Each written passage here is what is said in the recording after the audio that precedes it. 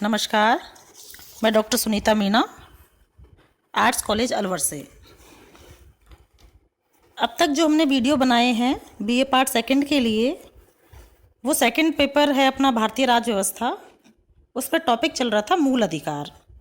मूल अधिकार जिसमें हम समानता का अधिकार और स्वतंत्रता के अधिकार को पढ़ चुके थे। आज अपना है शोषण के विरुद्ध अधिकार, जो भारतीय संविधान में आर्टिकल 23 और 24 में दिया गया है। शोषण के विरुद्ध अधिकार में दो बातें महत्वपूर्ण हैं, जिसमें पहला है मानव दुर्व्यापार एवं बलात् श्रम का निषेध। दूसरा है इसी में कारखानों आदि में बालकों के नियोजन का निषेध, जिसमें यहाँ हम पहले को डिस्कस करेंगे मानव दुर्व्यापार एवं बलात् श्रम का निषेध।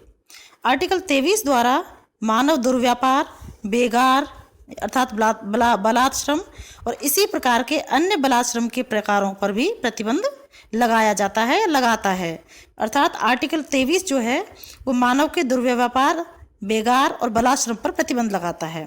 इस व्यवस्था के अंतर्गत कोई भी उल्लंघन कानून के अनुसार दंडनीय होगा। यह अधिकार नागरिक एवं गैर नागरिक दोनों के लिए उपलब्ध होगा। यह किसी व्यक्ति को न केवल राज्य के खिलाफ बल्कि व्यक्तियों के खिलाफ भी सुरक्षा प्रदान करता है। देखिए इसमें 3 शब्द हैं अपने पास। पहला है मानव दुर्व्यापार। तो मानव दुर्व्यापार में निम्नलिखित पॉइंट सम्मिलित किए जा सकते हैं, जिसमें है पुरुष, महिला एवं बच्चों की वस्तु के समान खरीद बिक्री। अर्थात किसी भी व्यक्ति, चाहे वो पुरुष है, चाहे वो महिला है, चाहे वो बालक है, उसका वस्तु के समान खरीदा या बेचा नहीं जा सकता। महिलाओं और बच्चों का अनैतिक दुर्व्यापार, जिसमें वेश्यावृत्ति भी शामिल है। इसी तरह देवदासी प्रथा, दास, इस तरह के कृत्यों पर दंडित करने के लिए संसद ने अनैतिक दुर्व्यापार निवारण अधिनियम 1956 बनाया है। अर्थात किसी भी व्यक्ति को ना खरीदा जा सकता है, ना बेचा जा सकता है। देवदासी नहीं बनाया जा सकता किसी महिला को, और इसी ना ही वेश्यावृत्ति में धकेला जा सकता है। तो इन पॉइंटों से या इन दुर्व्यापार से मानव की या व्यक्तियों की सुरक्षा करता है आर्टिकल 23। बेगार का तात्पर्य होता है बिना पारिश्रम के, अर्थात बिना पैसे के काम करवाना। यह भारतीय व्यवस्था थी एक तरह से भारतीय समाज की। जैसे पहले जो बंधुआ मजदूर होते थे, तो बंधुआ मजदूरों से वो एक तरह से बिना श्रमिक के, अर्थात मतलब बिना पैसे के, बिना मेहनत, बिना मजदूरी के उनसे श्रम लिया जाता था और पैसे का भुगतान उनको नहीं किया जाता था। नौकरों की तरह उनसे बेगार ले जाती थी। बंधुआ मजदूरी का मतलब है कि किसी व्यक्ति को उसकी इच्छा के विरुद्ध एक तरह से बांध लेना। बंधुआ मजदूरी का मतलब है कि अगर किसी ने कोई कर्जा लिया, ठीक है, किसी गरीब व्यक्ति ने किसी जमींदार से कर्जा लिया, तो उस कर्जे को चुकाने के लिए कई बार क्या करते थे, जमींदार उन व्यक्तियों को बंधुआ मजदूर बना लेते थे। अर्थात उनको हमेशा के लिए अपना मजदूर बना लेते थे। इसमें केवल क्या होता है कि पूरी वो शारीरिक श्रम तो पूरा करते हैं, लेकिन आजीवन उनका कर्ज भी नहीं चुकता और उनको पैसा भी नहीं मिलता।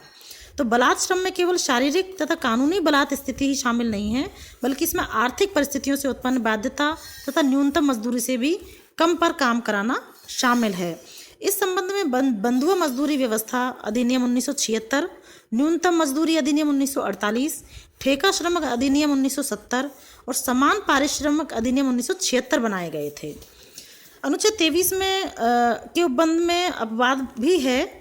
यह राज्य को अनुमति प्रदान करता है कि सार्वजनिक उद्देश्यों के लिए, जिसमें अनिवार्य सेवा जैसे कि सैन्य सेवा या सामाजिक सेवा आरोपित कर सकता है, जिनके लिए वह धन देने को बाध्य नहीं होगा।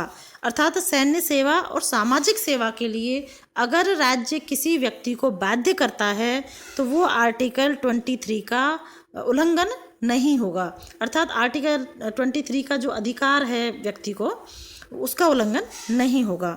लेकिन इस तरह की सेवा सिर्फ राज्य को धर्म, जाति, वर्ग के आधार पर भेदभाव की अनुमति नहीं देता। अगर किसी से सैन्य सेवा लेनी है या किसी से सार्वजनिक सेवा लेनी है, तो ये नहीं होगा कि वो एक पर्टिकुलर किसी कास्ट का है, किसी धर्म का है या किसी जेंडर, मतलब वो अपने बिना किसी भेदभाव के अगर ये सेवाएं लेनी है तो राज्य सभी से ले सकता है।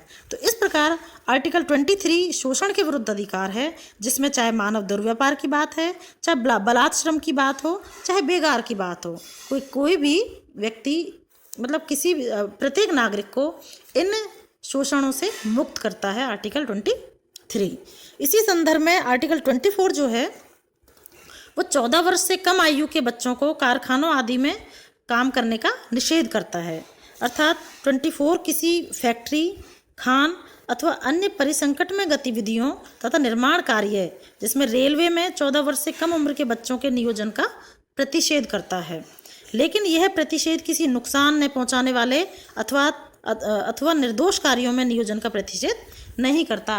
अर्थात जो कार्य अपन ये कहें कि एक नुकसान पहुंचाने वाले हैं, बच्चे की शारीरिक और मानसिक स्थिति को नुकसान पहुंचाते हैं, तो ऐसे कार्यों के 14 वर्ष से जिसमें कारखाने हैं, फैक्ट्री हैं, खाने हैं, इस तरह के काम के लिए 14 वर्ष से कम आयु के बच्चों को प्रतिबंध नहीं किया जा सकता या 14 वर्ष से कम आयु के बच्चों को काम में नहीं लिया जा सकता। इस संदर्भ में बालकों की सुरक्षा के लिए बाल अधिकार संरक्षण आयोग अधिनियम 2005 आया था। बालकों के अधिकारों के संरक्षण के लिए एक राष्ट्रीय आयोग और एक राज्य आयोग की स्थापना और बालकों के विरुद्ध अपराधों तथा बालक अधिकारों के उल्लंघन पर शीघ्र विचरण के लिए अधिनियमित किया गया था। अर्थात बालकों के अधिकारों के संरक्षण के लिए बाल अधिकार संरक्षण है ना, इसके साथ ही राष्ट्रीय आयोग, राज्य आयोग बनाए गए हैं ताकि बालकों के अधिकारों का संरक्षण हो सके। कोई भी व्यक्ति किसी भी 14 वर्ष से कम आयु के बच्चों को ज़बरदस्ती खान खनन या इस तरह के जो कठिन कार्य हैं उनमें नहीं लगाया जा सकता। 2006 में सरकार ने बच्चों के घरेलू नौकरों के रूप में कार्य करने पर अथवा व्यावसायिक प्रतिष्ठानों जिसमें होटल, रेस्तरां, दुकान, कारखाने, रिसोर्ट, स्पा, चाय की दुकानों आदि में नियोजन पर भी रोक लगा दी थी। इसमें 14 वर्ष से कम आयु के बच्चों को नियोजित करने वालों के विरुद्ध अभियोजन और दंडात्मक कार्रवाई की चेतावनी दी गई है। देखो, जैसा हमने देखा है कई बार छोटे छोटे ये अपने चाय की थड़ी होती हैं या चाय की दुकानें होती हैं, रेस्टोरेंट होते हैं, होटल होते हैं, इसमें छोटे छोटे बच्चों को लगा दिया जाता है। अब जैसे हमने पिछला जो अधिकार पढ़ा था, स्वतंत्रता का अधिकार पढ़ा था, उसमें शिक्षा का अधिकार हमने पढ़ा था कि 14 वर्ष से कम आयु के बच्चों को शिक्षा का अधिकार है और इसके लिए राज्य व्यवस्था करेगा उनके लिए। तो अगर इन चीज़ों को हम कनेक्ट करके देखें तो अगर एक तरफ तो हमने उन बच्चों को 14 वर्ष से कम आयु के बच्चों को होटल और रेस्टोरेंट और चाय की दुकानें और इस तरह के कामों में व्यस्त कर रखा है, दूसरी तरफ हम उनको शिक्षा का अधिकार दे रहे हैं, तो दोनों चीज़ें एक दूसरे को क्रॉस करेंगी। तो अगर हमें उन बच्चों का विकास करना है, एक अच्छे नागरिक पैदा करने हैं, उनके व्यक्तित्व के विकास के लिए शिक्षा बहुत ज़रूरी है, तो अगर हम शिक्षा के अधिकार को लागू करते हैं तो कहीं ना कहीं उनके शोषण से या उनके कार्य से या उनकी मजबूरी से उनको मुक्त करना बहुत ही आवश्यक है। और शायद इसीलिए 2006 का जो ये कानून आया है 14 वर्ष से कम उम्र के बच्चों का, देखिए हार्ड वर्क के लिए तो पहले ही मना था, लेकिन फिर भी हमने देखा है कि रेस्टोरेंट में छोटे छोटे बच्चों को बर्तन धोने के लिए, सर्व करने के लिए लगाया जाता है। अब वो चीज़ भी बंद है। ये एक बहुत ही सराहनीय कदम हम कह सकते हैं, ताकि एक बच्चा अपनी मजबूरियों के कारण पढ़ाई ना करके काम करने पर जो मजबूर होता है उससे उनको मुक्ति और शोषण से मुक्ति प्रदान की गई है। देखिए, बाल श्रम संशोधन 1916 में तो बाल श्रम निषेध एवं विनियम अधिनियम 1916 द्वारा बाल श्रम अधिनियम 1986 को संशोधित कर दिया गया था। इसने मूल अधिनियम का नाम बदलकर बाल एवं किशोर श्रम अधिनियम 1986 कर दिया गया है। ये संदर्भ में एक महत्वपूर्ण पॉइंट था जो हमने आपको बताया है। तो अपने यहाँ पे आज जो अपना ये टॉपिक है, ये शोषण के विरुद्ध अधिकार है। ये आर्टिकल देखिए, आर्टिकल 23 और 24 को कवर करता है, जिसमें मानव व्यापार, दुर्व्यापार, बलात्श्रम है ना, और बेगार का विरोध करता है या बेगार को एक तरह से प्रतिबंधित करता है। तो ना केवल यहाँ पे हम दोनों चीज़ों को ले सकते हैं, स्त्री भी इसमें आ रही है, पुरुष भी इसमें आ रहा है और बालक भी इसमें आ रहे हैं। तो शोषण का जो विरुद्ध अधिकार है वो स्त्री, पुरुष और बालक तीनों को कहीं एक सुरक्षा प्रदान करता है, एक संरक्षण प्रदान करता है और उन्हें अपने एक सम्मानपूर्वक जीने का अधिकार प्रदान करता है। नेक्स्ट है अपना धर्म की स्वतंत्रता का अधिकार, जो आर्टिकल 25 से 28 तक आता है, जिसको अपन अभी नेक्स्ट वीडियो में बताऊंगी मैं। धन्यवाद।